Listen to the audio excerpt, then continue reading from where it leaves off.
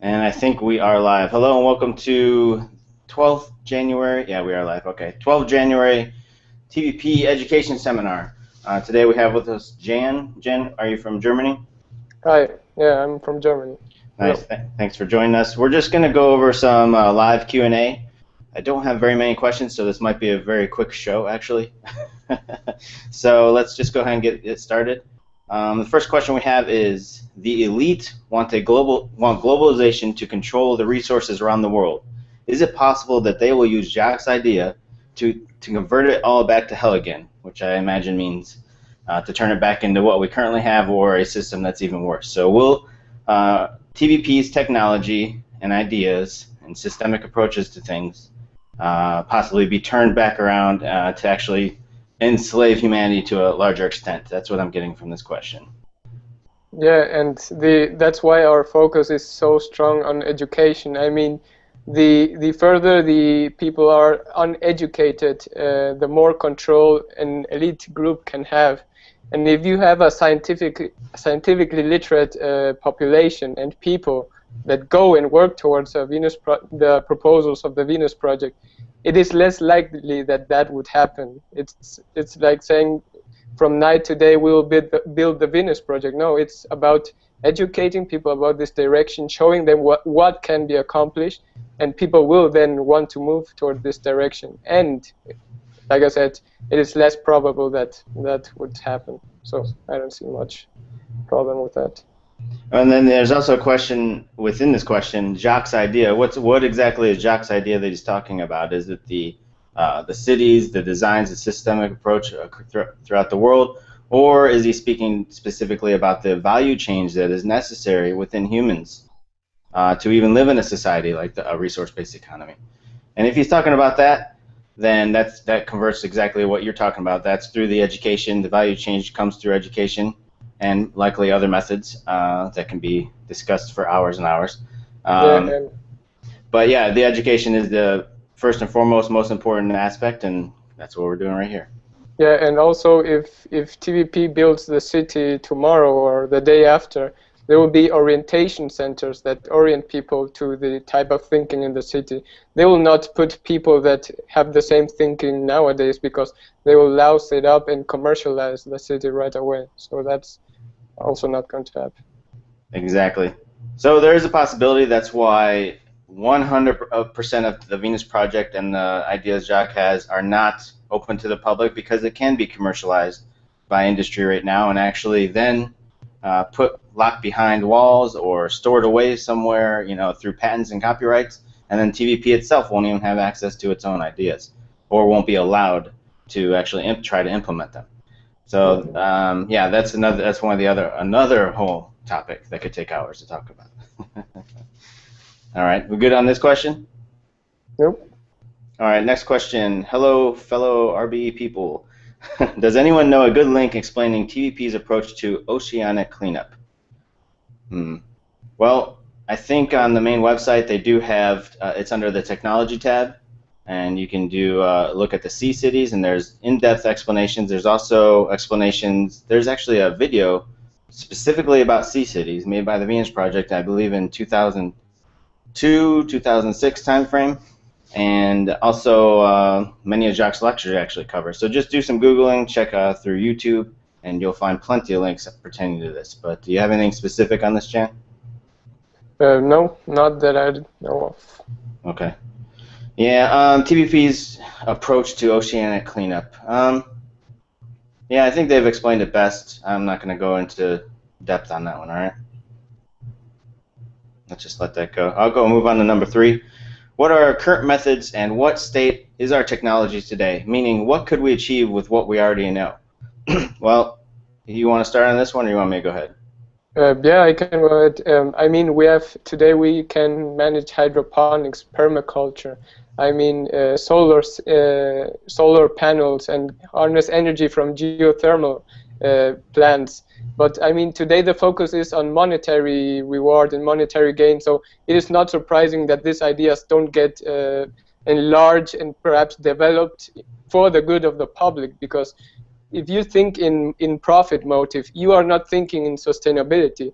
You're thinking about the most you can plunge out of the earth with the least amount of cost, that is money, to invest in this. But the cost is then environmental, and an environmental collapse is then inevitable if you think in this line of thought. And those alternatives, like mentioned, geothermal, solar energy, and wave tidal power, don't get even considered. That's, I think, probably insane. Also, we might not actually be aware of how far along technology actually is, because a lot of it is copyright and patent protected. If a company lets out its technology, then another company quickly is attempting to reverse engineer that technology in whatever method they can. And another main point to this is, Jacques has stated, and I believe many other people have stated, the second that we were able to automate production or put a production assembly line in place, such as Ford did in the early 1900s, that in that instance we were able to create something similar to our RBE, meaning that we had the production capacity and capabilities to create abundance in almost every area, even in the early 1900s. So here we are 100 years later, and so we're well past the technological state needed to implement RBE. Yeah, we're still in this labor for income paradigm, still trapped in the want of, or the need of monetary gain, you know. Which it had its purpose in its time, but it's not necessary anymore. Just as, you know, the horses of the past, the carriage replaced the horse, just as the car replaced the carriage, just as you know, today motorcycles and other forms of technology are replacing cars, just as iPads are replacing desktop computers. So it's about shedding the past and being open for change, and that's an important aspect of the value shift we're talking about. Yeah, and also you mentioned an important point, because nowadays people, they don't like anything new because it mainly threatens their own business. If another person or company brings out a better idea, you will, if you have the power and the money, let's say, you will attempt to buy that product, that prototype perhaps, and patent it so they cannot produce it. You know, it's sometimes I compare it like a Jenga. It's this poorly built Jenga that people are trying, instead of strengthening it, they are trying to destroy the Jenga and build their own Jenga from scratch. And that's, I mean, that's impossible even by our means, because mathematics, physics, everything, every knowledge we have today, it was built upon the past, you know, block for block. And also we ourselves would not be alive if the case was that we were constantly destroying ourselves. There is, you can say, even there is a shimmer of the creative potential, but we have to go into that direction if we want it, of course. Exactly. And part of what we do is to really just lay this out in front of people and say, do you want this? You know, and the better we can explain it, the more likely it is that they would want it. But it's not really about forcing anybody into anything. All right, so good with that question. Want to move on to the next one? Mm-hmm. All right, number 4, this one, topic of free energy. We still have this come up a lot in discussions, specifically on Facebook. There's a lot of excitement behind the idea of free energy, but the easiest way for me to talk about this is to first define the terms free energy, and usually people, they're talking about one thing and they're labeling it free energy. And first of all, as you might be able to explain better than me, Jan, that there's no such thing as free. The concept itself of free something implies that we are independent from nature, somewhat functioning in our own bubble universe, inside this universe, that nothing outside affects us. But I mean, free energy, free will, those are two tightly coupled concepts, and the terminology is important, because if you say free energy, that implies, oh, we can harness and get energy from the ether, from the nothing, you know. And that's sad to say, engineering said it's not possible. Exactly. So to focus specifically on term, I'll get to what you guys are thinking that are watching in a minute, but I just still want to focus on the terminology. Always try to correct this terminology when you see it, because free, in a sense, is old language. It's not something that we have a physical reference to. It's not something that's easily explained or understood universally. So try to not use terms like free when you're talking about energy devices and these types of things, because there's no such thing as free. And then I'll now talk about what I would expect everybody's rebuttal to be. That is, well, free in the sense that we don't have to pay for it. Free in the sense that we're not degrading the environment, and these types of things. Well, that's things like solar tunnels, I believe. You put a satellite out in orbit and it collects the solar energy directly from the sun with no impedance by the ozone layer, and then we tunnel it straight down to a receiver. Those types of things, yes, they are free, but or no, like I just said, don't even use the word free. Sorry, I still fall into old language all the time myself. But it's a process. Yes, they do not degrade the environment. Theoretically, I have no idea what that tunnel actually does to our ozone. I'm sure scientists can figure that out much better than I can. But yeah, these are things that we need to be working towards and researching. But to run around and tell people about free energy is, first of all, when I see that term, the whole article underneath is nearly laughable for me, no matter what the content. So that you don't want to be using wrong terminology to start out with. And then the research behind it, you want to put a lot of effort into it before you're posting around to influence others. Yeah, I agree. You got anything else on this free energy topic? No, I think you stated it clearly. Okay. Well, I mean, then they'll get into the magnetics, where the thing will spin forever and ever and ever and ever. Well, even magnets don't last forever. So, and especially when you put a load on them, they'll last even less than forever. Because the idea behind those spinning machines you'll see on YouTube and Google and everything like that, they're not putting any weights or any loads or pulling any energy away from it. So it's going to appear to be, not taking away from the magnet, and it will last. I've seen a review of one. This one will theoretically last for 50 years. Well, once you put a load on it and you're drawing something away, if you're turning a gear, if you're drawing electricity from the situation, it'll take away the energy within the magnet itself. Does that make sense? Yeah, and I would also put out perhaps a recommendation. Anything that is, tapered with video cameras and edited in this format, you should be highly skeptical of those devices, because you cannot see what is being done behind the curtain. You can't see what is, perhaps a cable is put there or a cable is there. I would be highly skeptical with those videos. I guess because also that you can post planets. If you remember, with that 2012, there were thousands of videos claiming, oh, this is Nibiru going into Earth, and you had this planet showing in the video, and that can be edited, So I would be very, very, very skeptical and go and follow the scientific method, research, data, experiments. I think that works. That got us internet, computers, and whatnot. Exactly. And that's not to say magnets suck. No, absolutely not. In fact, actually, we should be using magnets in probably nearly everything we use. Earth magnets, very strong, powerful force magnets, because of the less friction necessary. You don't need to use the oil to lubricate gears if you're using magnets to hover, whether it be a train or a gear section. So I'm not trying to degrade magnets in general. I'm just pointing out that there's no such thing as free energy from magnets, or perpetual machine? Yeah. Right. Perpetual machines, even if you can get one to work, the second you start to draw from the perpetual machine, you'll slow it down. And perpetual machine works upon the magnetism, the rotation of the Earth, the gravity of Earth, these types of things, and even that wears down through time. So it doesn't last forever. But we can take advantage of how long it will last, and maybe trickle energy away from it, so it does stay perpetual in a sense. But I think these things are not solutions. The solutions the Venus Project puts forward, which is the geothermal, which is the solar, the wind turbines, these types of things, these things are sustainable for longer periods of time, and will provide the necessary energy to redo many of the cities throughout the Earth. Yeah, I agree.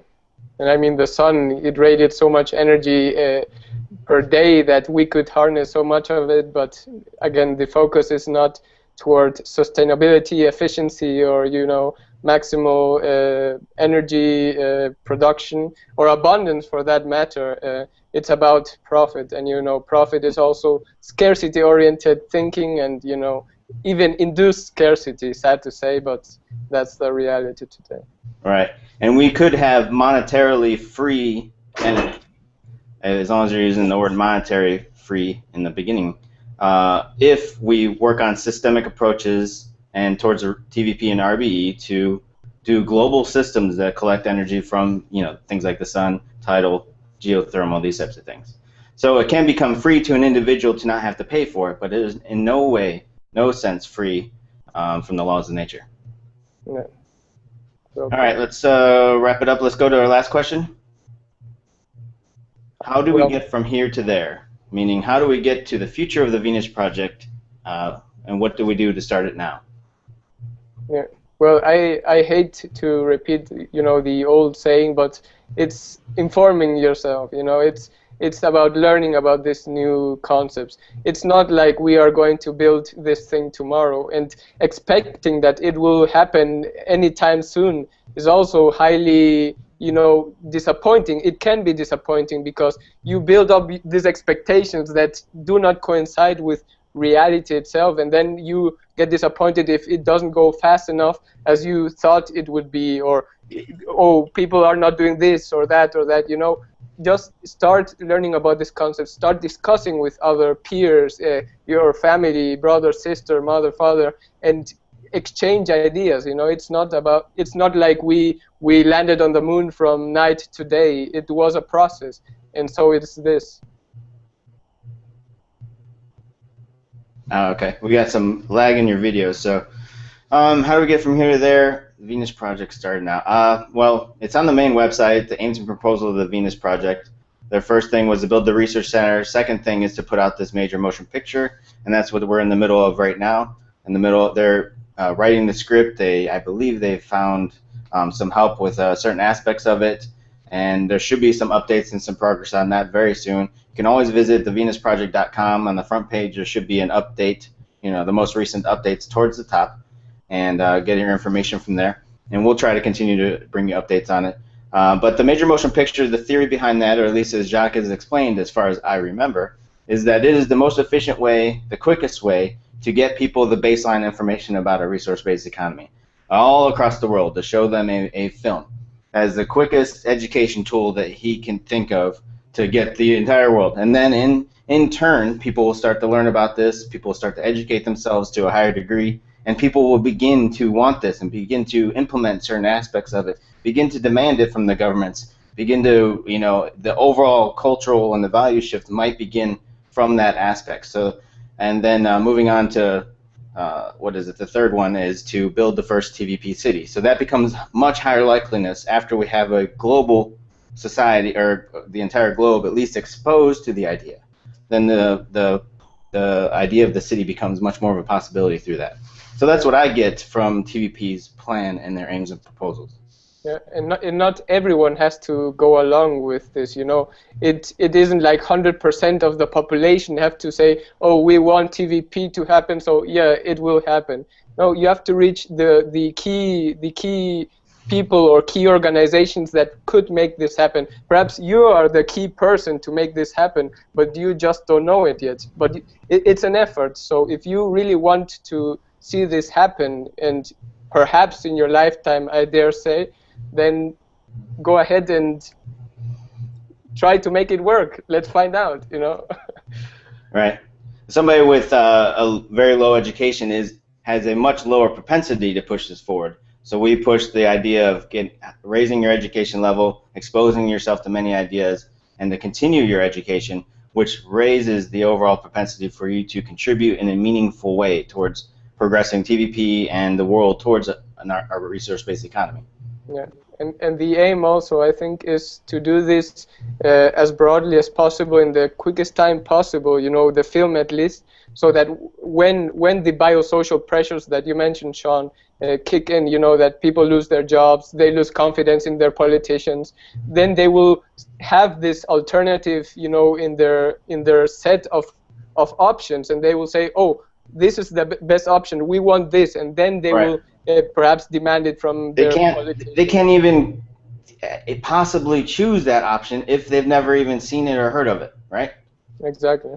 Yeah. Exactly. So we have to, at the very least, put it in front of people, and put it. And then the second tier, the second, not at the very least, is to educate them a bit about it, and then we hope for even more education, these types of things. So when it comes to if there is some sort of collapse and everything's at zero, and they have to choose from a democracy, socialism, communism, or whatever the other else on their list, we want the possibility of RBE to be on that list to be chosen also. Yeah, and it's not like it's going to be undemocratic or control and some fears that people project. Even that's the most democratic I can even imagine. Today, we don't have democracy. I mean, There's no such if thing, nor has there's it no, ever existed. yeah, no, if someone has more money than the other, then he automatically has more power, more freedoms, if you want to use that word, and there goes your democracy out the window. Right. So nothing would be more democratic.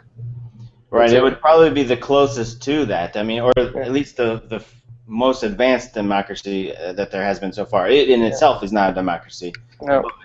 Of people's mindset of what a democracy is and how people participate in society and how decisions are gone about. If you like a democracy, then the resource-based economy is not too far away from that. So, and what we have now is very far away from our democracy. Yeah. The So I can get that away and get that across in an easy way. The decision making is not distributed today. It's highly hierarchical, and yes, exactly. That's counterproductive. Exactly. And we have interest in educating everyone in the world with a relevant education, so everybody can have relevant input on certain aspects. Whereas today, education is not at the forefront, is very low on the list of priorities, and we want to be very close to number one, if not number one. Yeah. Other than the basic necessities, right? Food, air, shelter, water. Yeah, that's the most important thing. Right. Without that, you can't even begin to learn what you want to learn. And today we are forced into jobs we don't even want, into having to pay bills and credits and loans and whatnot, and that detracts from the important things. Learning about yourself, learning about the world, biology, medicine, the universe, mathematics. I mean, people even they can even begin to imagine how big it is out there, and if they can translate that into action with a more willingness to go into science and that process of education and process-oriented thinking, then I think we're not far from it. I agree, Sean. Right. Fantastic. Anything else on this one? How do we get from here to there? Not right now. All right, and you don't, the TVP aims and proposals right now, the movie and some other things, it doesn't mean that to help TVP, the only thing that you can possibly do is to promote the major motion picture. No, there are many aspects that you can do to help TVP. You can go to the main website, click on Get Involved, and join the online community there. You can contact us at admin@thevenusproject.com. You can contact us at admin@tvpactivism.com. All of these links will be below this video. I think we can go ahead and wrap up. Jan, I want to thank you very much for coming on the show today. You're very, very helpful. I'd like to see you on some more shows in the future, man. Yeah, that would be great. Good. All right, I'm going to go ahead and wrap it up. I wanted to thank everybody for donating towards the crowdfunding, or I'm sorry, the Crowd Tilt campaign. We almost got there. We got almost halfway there, but I'm still going to, we did get some external funding, so we are going to be able to do some upgrades. You can see this is a little bit more HD. I have lights coming. I have a green screen possibly coming. A new camera. The sound here should be what we will be using into the future. We might get something else. So anyway, look forward to 1080p and some higher quality, more formatted shows in the future. And one last thing, if you want to continue to support this show, show up, watch it every Sunday, or show up anytime on youtube.com/TVP Education. And you can support us by going to thevenusproject.com/donate/ the TVP Education Show Upgrade. That link will also be below in the description, and you can donate through credit card or PayPal towards this show, and we will continue to use the funds to upgrade our equipment and all kinds of things. So Thank you very much, and we'll see you next week. Thank you.